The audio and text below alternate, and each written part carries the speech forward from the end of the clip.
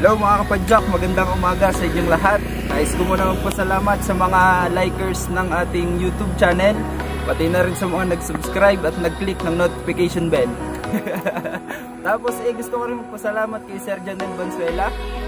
Sila yung mga sumusuporta sa ating mga YouTube channel, pati kay Sir Gian Cedric Lopez at saka kay Sir Alexter Cabanti. Yan mga kapadyak. Bago tayo magsimula, ipasok muna natin ang ating intro mga kapadyak.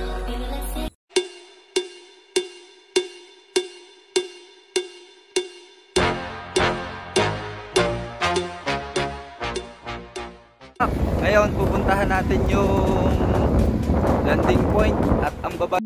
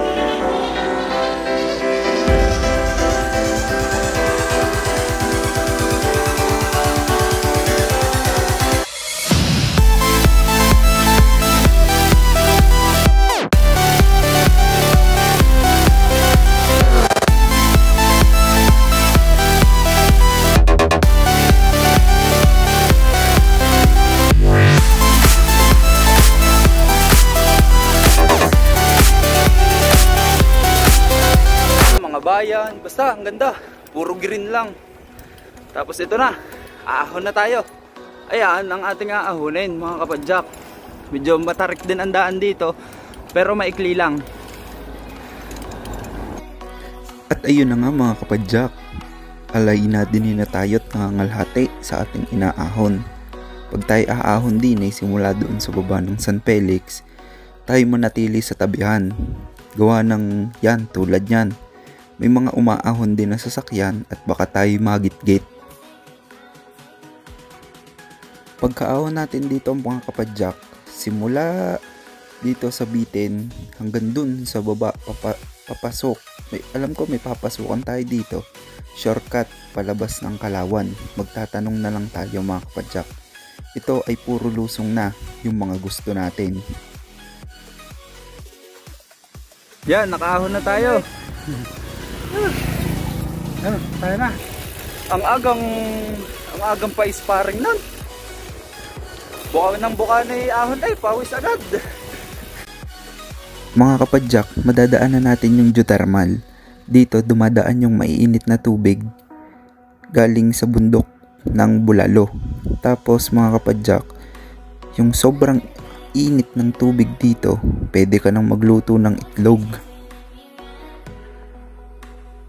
Kaya kung iniisip mo, ikaw kapadyak, maliligo ka dito, huwag kang maliligot, baka iba yung maluto sa iyo.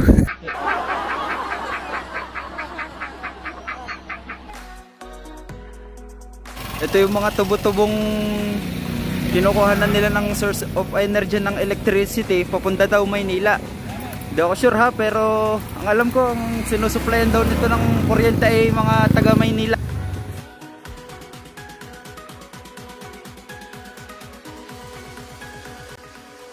Tara na kapadyak, tayo ay maglulusong na. Mamaya pagbaba natin magtatanong na lang tayo sa mga tricycle driver para alamin natin kung saan ang labas papuntang Kalawan. Tulad nga nung sinabi ko kanina, merong shortcut na daan dito sa Bitin. Mas mapapabilis natin ang papuntang Kalawan. Ako ipawis na mga kapadyak. Umahon tayo konti lang kung makikita nyo sa ating video. Tapos itong daang to, yan, yung nakikita nyo yan, praktisan din to ng ating mga malalakas na bikers. Ang alam ko may nagpapalaro din dito. At sobrang tarik nito, simula to hanggang Bae, kung hindi ako nagkakamali, sobrang tarik. Kaya kung magpa-practice kayo, tamang tama to para sa inyo. Tingnan nyo. Yan mga kapadyak, kung makikita nyo kung gaano kalalim yung karsadang ito, madaming natirik dito. Nung bago pa lang din akong nagbabike, nakailang akay ata din ako dito ng aking bisikleta. Pero ngayon, dediretso na natin to. Huwag lang walang practice. Tara! Ito yung binibidyohan natin kanina mga kapadyak. Kung mapapansin nyo, talaga namang napakatarik nitong daang ito. At sisiguraduhin natin mga kapadyak na ang preno natin ay laging kondisyon. Lalo na pagka mga long ride yung tinatakbo natin, ano mga kapadyak. Sobrang sarap at presko ng hangin dito mga kapadyak. Kokonti pa ang dumadaang mga sasakyan.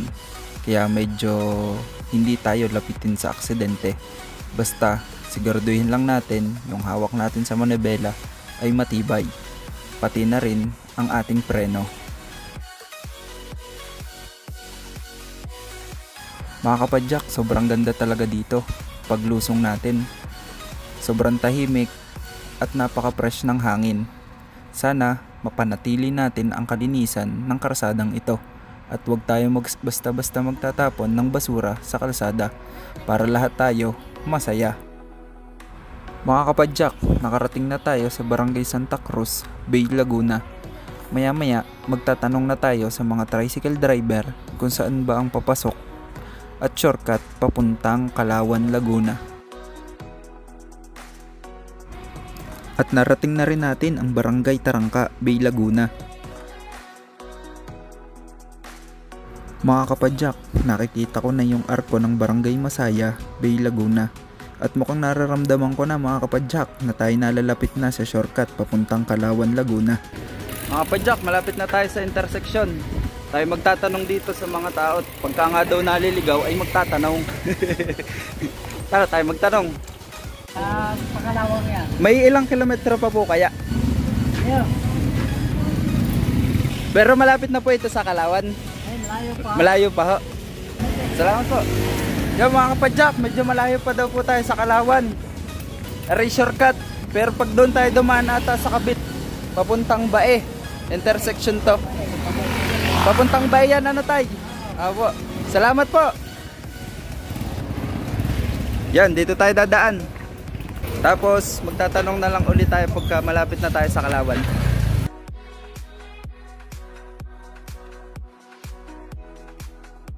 Mga kapadyak, kung hindi ako nagkakamali at yung nakikita nyo sa bandang kaliwa ko, ito ay palengke ng Barangay Masaya, Bay, Laguna. Kapag galing kayong Bitin mga kapadyak at nakita nyo yung malaking interseksyon na may riles, magtanong na kayo sa ating masisipag na tricycle driver.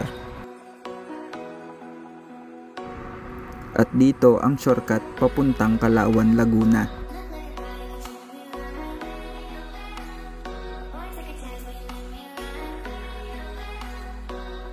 Pag narating natin yung dulo mga kapadyak, may madadaanan tayong release ng tren at meron na namang intersection. Pero dito tayo dadaan sa right side, kakanan tayo mga kapadyak.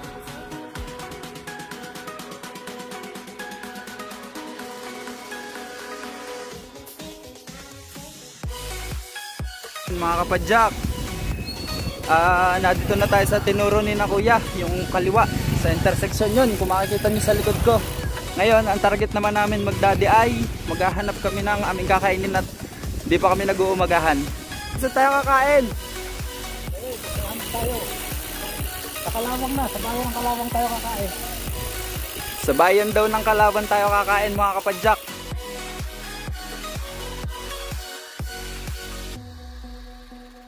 Kapadyak, meron na naman tayong nadaanan na isang napakagandang karsada. Itong palusong na daan na to, dire-diretso na to papuntang Kalawan, Laguna. Dito, ramdam mo na papalapit na ang Pasko mga kapadyak. Sobrang fresh ng hangin, tuwid na daan, at kokonti ang dumadaang sasakyan. Napakasarap magbike dito mga kapadyak, pero palagi pa rin tayo mag-iingat. Andito na tayo mga kapadyak sa Barangay Kanluran, Kalawan, Laguna.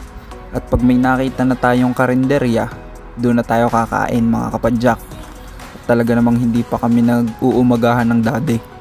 Mga kapadyak, dito kami nakakuha ng kainan ng dati sa Barangay Kanluran, Kalawan, Laguna daw. At anong pangalan ng ano mo, tindahan mo, para yung aming mga kasamay dito na lang din kumain. Ano ba? Yun. Mga kapadyak, Maris Canteen daw. Aray, tingnan nyo. Yun. Itong daang to, paglabas dyan, yung may pinya na daw na malaki sa may simbahan. Tayo, kakain muna dito kay Ate Maris Canteen. Ang daming pamimili ang pagkain mga kapadyak. Yan oh.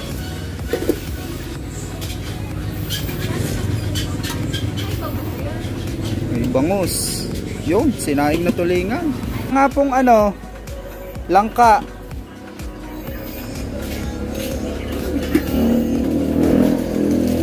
Tsaka po are, sisig. Yan.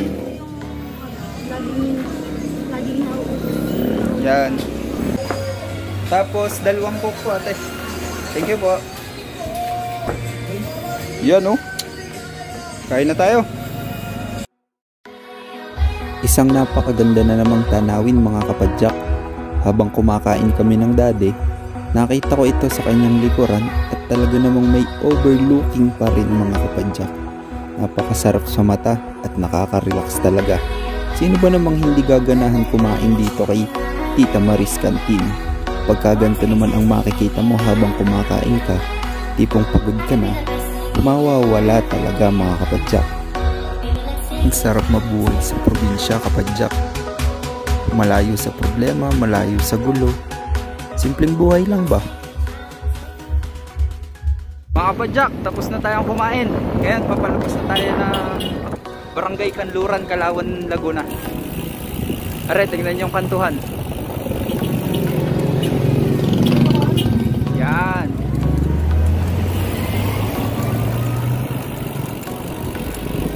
Yan, papalabas na tayo ng Barangay Kanluran. Paglabas natin dito, yung malaking pinya na ang ating makikita. Yun mga kapadyak, nandito na tayo sa labas ng Barangay Kanluran, Kalawan, Laguna. At doon tayo pupunta.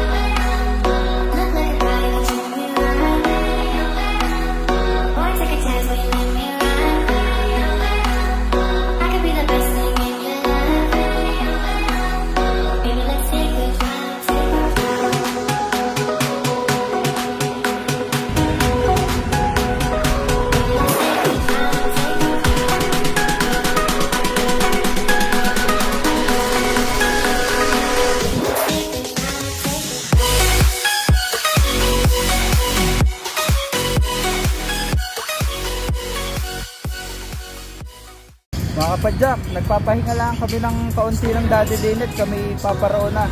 Nandito tayo ngayon sa Kalawan, Laguna. Alam nyo ga kung bakit tinawag yun na pinya, mga kapadyak? Alam mo ba de? Hindi pa. Alam mo. Kaunti lang aking nalalaman din eh. Sabi nila din eh, Ito daw ang kanilang pangunahing agriculture dito sa Kalawan, mga kapadyak. Kaya yan ang kanilang sineselebrate na festival dito. Ang fiesta dito sa Kalawan ay May 15. Tapos sineselebrate nila yung mga Mardi Gras, street dancing, tapos pineapple float parade. Yun. Tapos alam niyo ba mga kapadyak kung saan nakuha yung salitang Kalawan? Bago tinawag na Kalawan.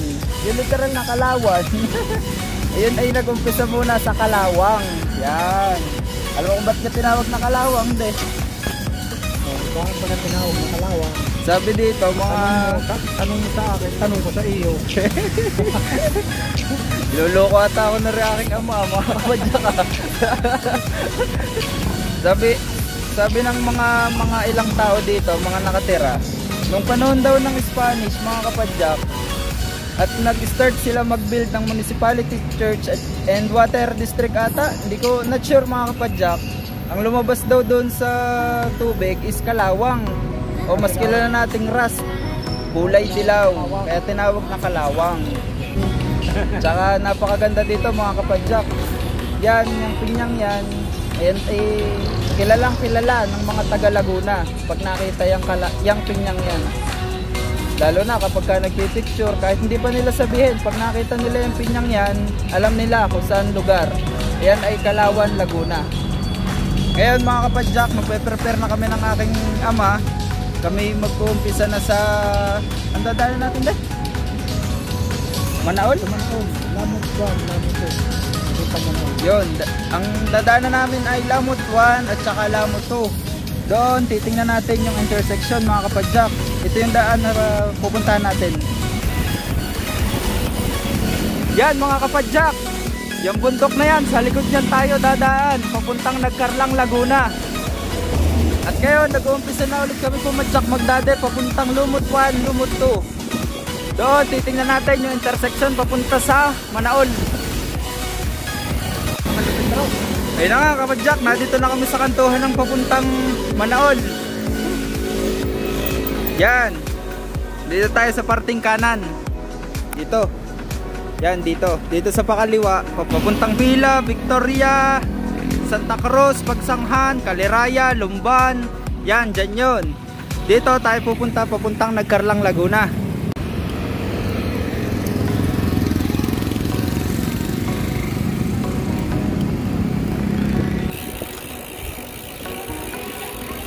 Mga kapadyak, sarap mag-bike. Ganda ng daan dito.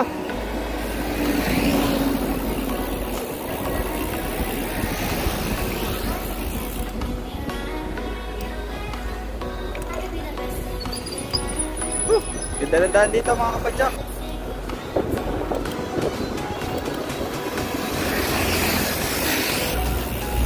Pag nasa Kalawan na tayo, Nagkarlang, Laguna, magbibideo ulit tayo doon mga kapadyak. Pagpaahon na tayo ng landing point. Yun, dade oh. Woo!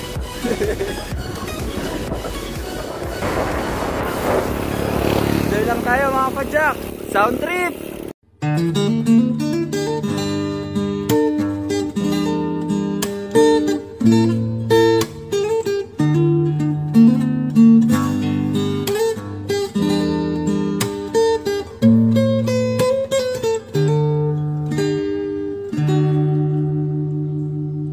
Lumalalim ang gabi, di pa ako nakakauwi. Madilim na ang daan, inabot pa ako ng ulan.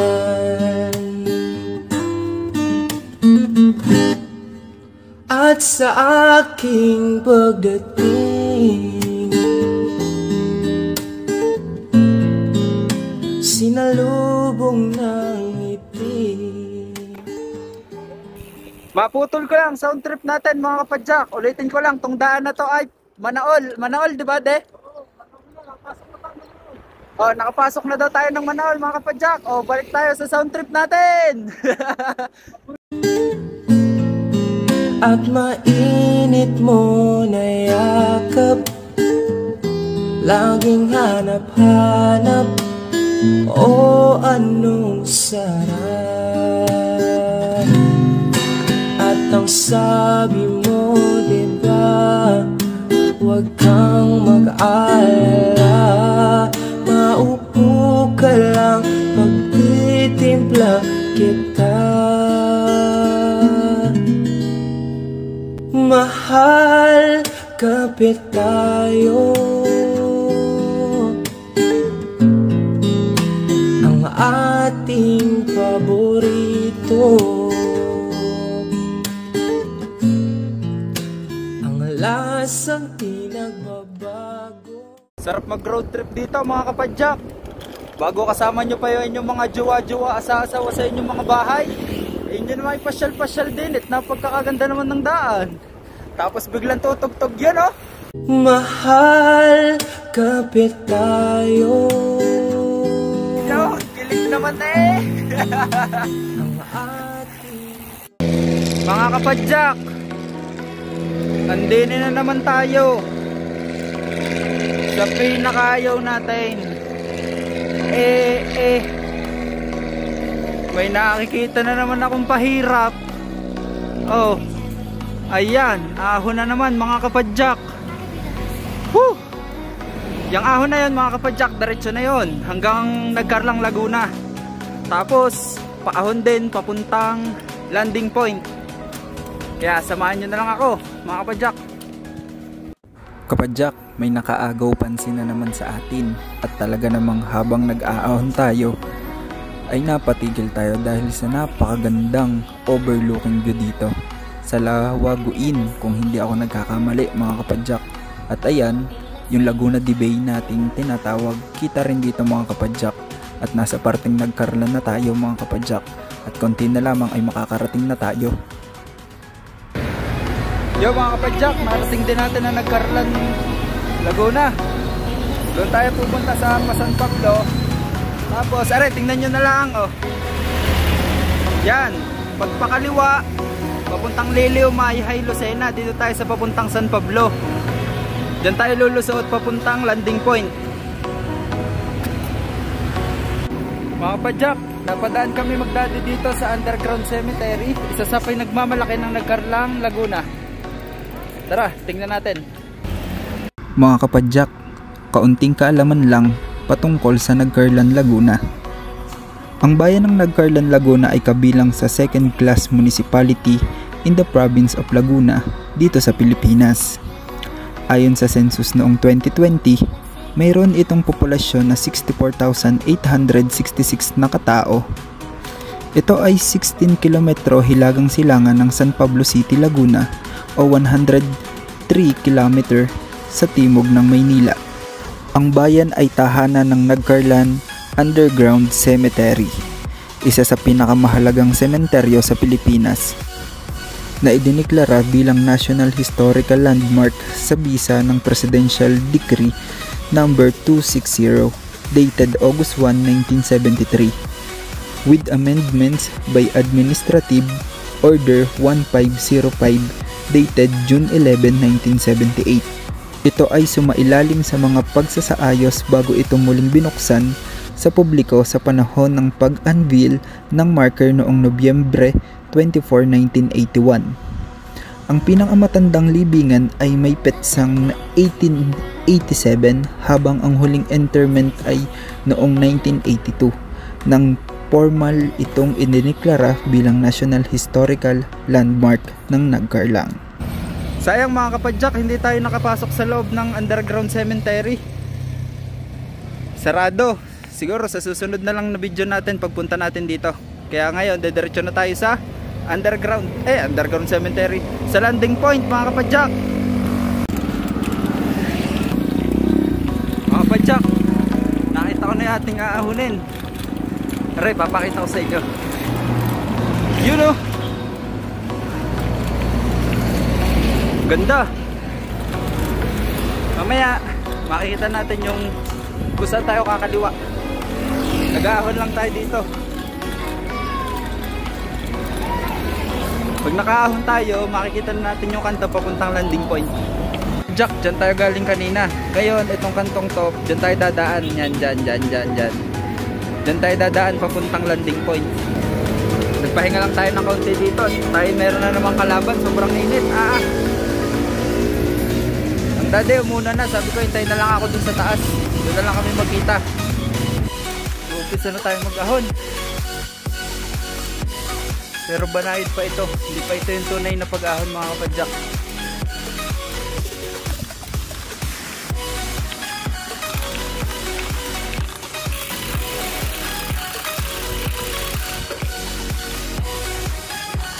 Yeah, 8 lang takbo. Init.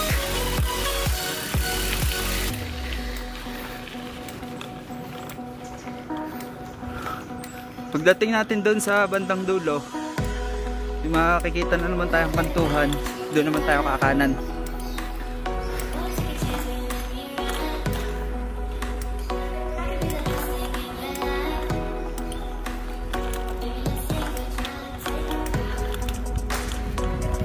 Napakaganda doon, mga kapadyak. Mga kapadyak, sa pagkakataong ito, nagpahinga muna kami ng dade para ihanda ang aming sarili sa paparating na ahon papuntang landing point. Dahil sa pagkakataong ito, mataas na ang araw at sobrang init. Kapadyak, kung mapapansin nyo kung gaano kainit dito sa ating dinadaanan, ito ay banayad na ahon lamang. Pero kakaunti ang dumadaang sasakyan kaya masarap pa rin talaga magbike. Fresh kong hangin at napakalinis ng daan dito, mga kapadyak. Mga kapadyak, mukhang nakikita ko ng ating papasukang kantuhan. Malapit na rin sa makatotohanan. Napakainit. Naunan na ulit ang dade. Sabi ko, antayin na lang ako doon sa ibabaw. Re, nakita ko na. Sayo nyo. Yun, dade, nakaupo.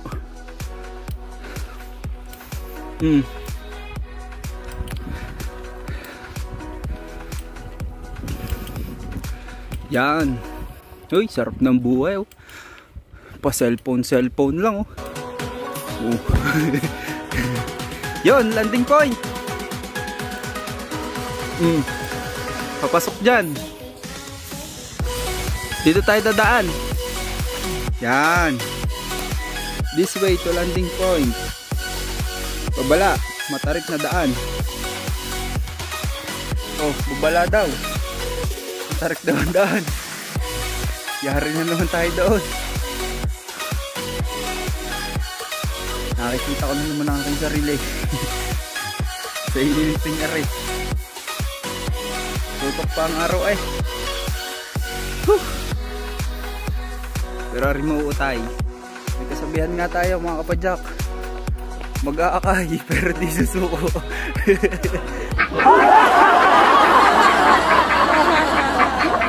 Rade!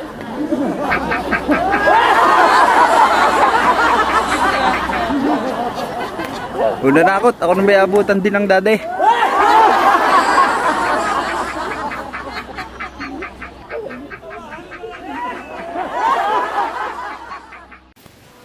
Mga kapadyak, ito palang landing point ay isa sa mga pinangangalagaang bundok dito sa atin sa Laguna.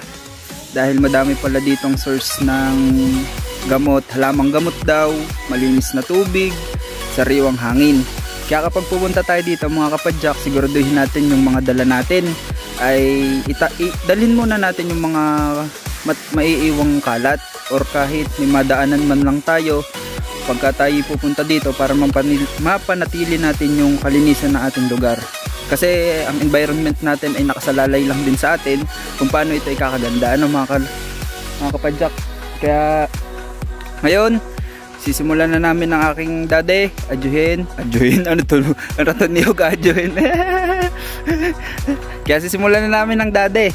Padyakin itong Mount Banahaw, San Cristobal, ang landing point, mga kapadyak. Ikaw baga naman yung galing ka na doon sa baba, galing nagkarlang.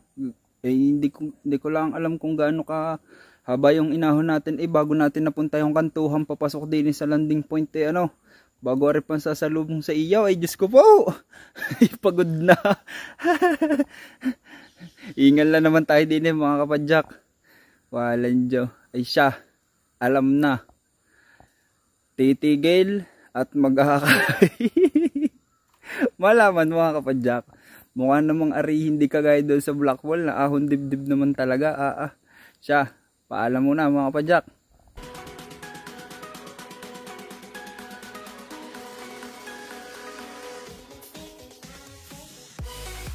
At ayun na nga mga kapadyak, naahon natin ito ng walang babaan. Kaya tara na! Meron pang mga mas matatarik na daan dyan mga kapadyak. Mga kapadyak, nandito tayo sa tambayan ni Tambayan Junior. Ngayon sabi ni tita, malapit na daw tayo sa taas, sa landing point. At dito muna tayo nagmerienda. Nauna na ang daddy Lakas talaga noon. Tapos nasa likod ko. Uy, kaganda. Priceless na naman mga kapadyak. Ito tindahan ni tita. Nasa si tita. Yan. Ito madami kayong mabibili.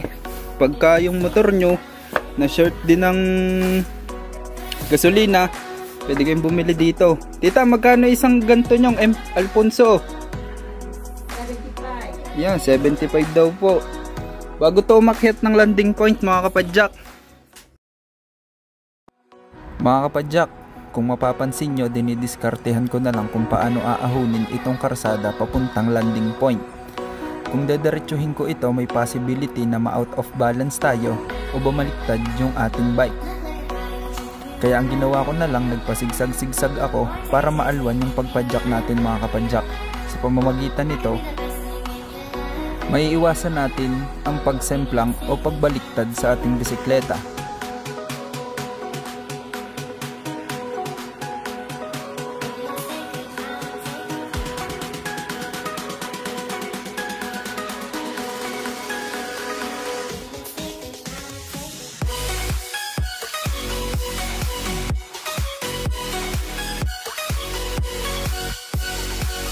Mga kapadyak, dito pa rin tayo, nag-aahon pa rin tayo sa landing point. Tsaka mga kapadyak, habang inaahon ko aring Mount Banahaw, ako'y may na-realize. Ang pagbabike pala talaga is parang, alam mo yun, yung buhay natin. Kailangan nung pagdaanin yung mahihirap na daan. Mayroon tayong ma-encounter na mga pagsubok sa ating buhay. Pero lahat ng yon binigay ng Diyos kasi alam nating malulusutan natin mga kapadyak. Kaya walang susuko. Kung may na-encounter man tayo na mahirap sa ating buhay, walang susuko. Bababa, pero mag-aakay. Tsaka alam mo yun, kailangan mong pagdaanan yung difficulties, failure. Bakit mga kapadyak? Ang failure kasama na natin sa buhay yan. Bakit?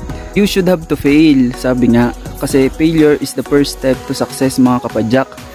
Kaya itong bike na to, na-realize ko na yung premyo natin nasa taas. Bakit? Kung hindi ko ba to pinaghirapan, hindi mararating ko ba yung landing point mga kapadyak? Kasi pagdating natin doon sa taas, talaga namang napaka-priceless na naman na makikita nating overlooking view. Kaya ako sa inyo, kahit kung nakabike ka man, naka 4 wheels ka man, puntahan nyo to mga kapadyak.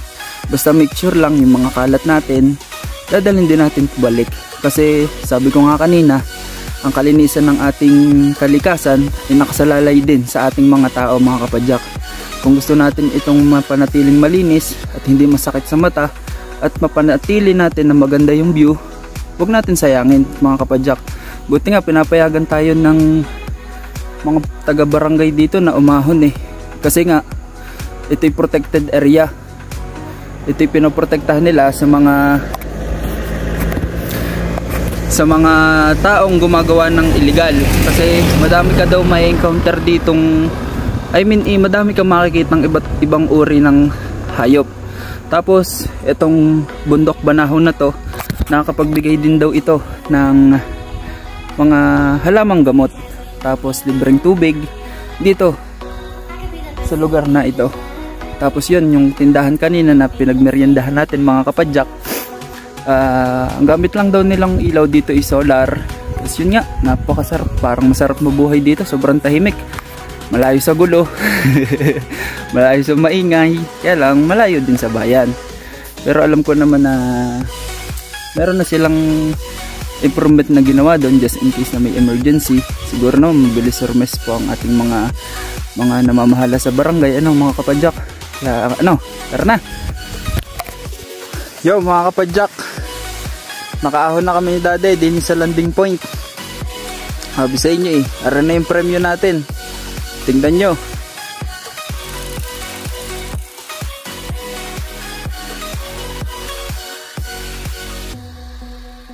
Mga kapadyak, kung makikita nyo yung cross na yon, ay yung Tayak Hills na tinatawag dito sa Rizal, Laguna. At ayun naman yung nakikita nyong maliit na parang ilog, ayun naman yung Sampaloc Lake sa San Pablo City, Laguna. Napakaganda ng tanawin dito at napaka-fresh ng hangin. Ang sayaw dito kapadyak nung naahon natin ito. Talaga namang sulit yung pagod at paghihirap natin mga kapadyak. Kapadyak, kaunting kaalaman lang patungkol sa landing point Tayak Hill.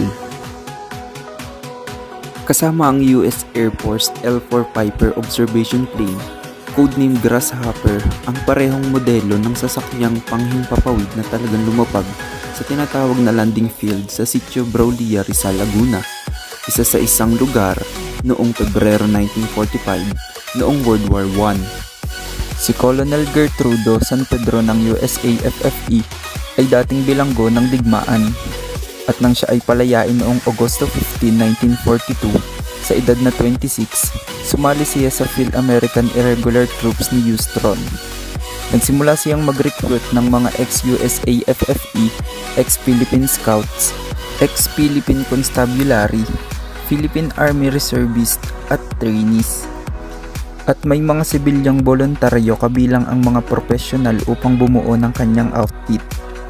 Nakilala ang kanyang unit bilang 2nd Division ng Phil-American Irregular Troops ng 3rd Army Corps sa ilalim ng agarang command ng gerilya na si Colonel Giustiano Estrella alias Alfredo M. David, na tinatawag ang kanyang mga corps na David's Command.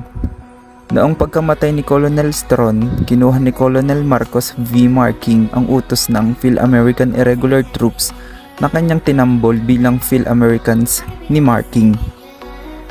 Matapos ang labanan sa Santa Isabel, ang punong tanggapan ng 2nd Division Command ni Isabel Colonel San Pedro ay inilipat sa Tayak Hill para magandang tanawin ng Laguna. Sa Mount San Cristobal malapit sa Rizal, Nagcarlan at Liliw. Noong panahong iyon, tinawag itong Sitio Tayak, malayong baryo iyon, at ang pinakamalapit na daan papuntang Tayak ay dumadaan sa Rizal, Laguna.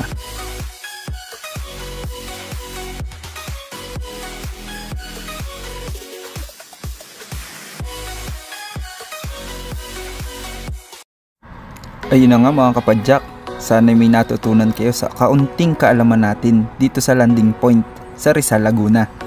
Ngayon mapapansin nyo, napakaganda talaga at napaka-presko dito sa landing point. Tayo ay pauwi na mga kapadyak at naging successful na naman ang ating pagbabike. Ingat tayo mga kapadyak, hanggang sa muli!